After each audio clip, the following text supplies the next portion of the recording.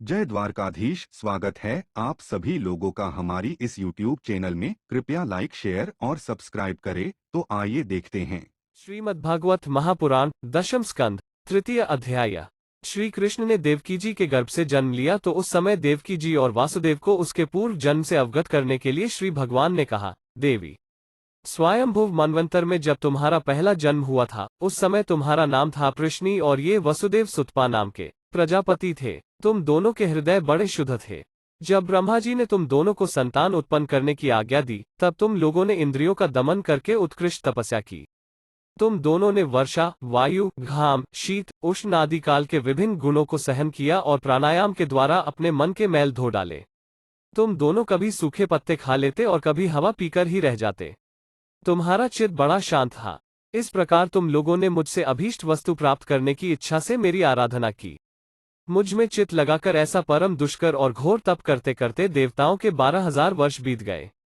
पुण्यमयी देवी, उस समय मैं तुम दोनों पर प्रसन्न हुआ, क्योंकि तुम दोनों ने तपस्या, श्रद्धा और प्रेममयी भक्ति से अपने हृदय में नित्य निरंतर मेरी भावना की थी। उस समय तुम दोनों की अभिलाषा पूर्ण करने के लिए वर देने वालों का राजा मैं इसी रूप से तुम्हारे सामने प्रकट हुआ। जब मैंने कहा कि तुम्हारी जो इच्छा हो मुझसे मांग लो, तब तुम दोनों ने मेरे जैसा पुत्र मांगा। उस समय तक विषय भोगों से तुम लोगों का कोई संबंध नहीं हुआ था। तुम्हारे कोई संतान भी न थी, इसलिए मेरी माया से मोहित होकर तुम दोनों ने मुझसे मोक्ष नहीं मांगा। तुम्हें मेरे जैसा पुत्र होने का वर प्राप्त हो गया और मैं वहां से चला गया।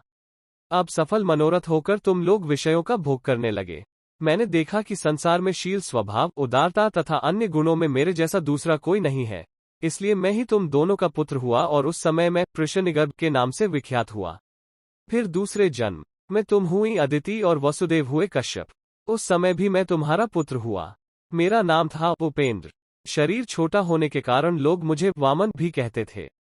सती देवकी, तुम्हारे इस तीसरे जन्म में भी मैं उसी रूप से फिर तुम्हारा पुत्र हुआ हूँ। मेरी वाणी सर्वदा सत्य होती है। मैंने तुम्हें अपना यह रूप इसलिए दिखला दिया है कि तुम्हें मेरे पूर्व अवतारों का स्मरण हो जाए। यदि मैं ऐसा नहीं करता तो केवल मनुष्य शरीर से मेरे अवतार की पहचान नहीं हो पाती। तुम दोनों मेरे प्रति पुत्र भाव तथा निरंतर ब्रह्म भाव रखना। इस प्रकार वात्सल्य, स्नेह और चिंतन के द्वारा तुम्हें मेरे परम पद की प्राप्ति होगी। श्री शुकदेव जी कहते हैं, भगवान इतना कहकर चुप हो गए।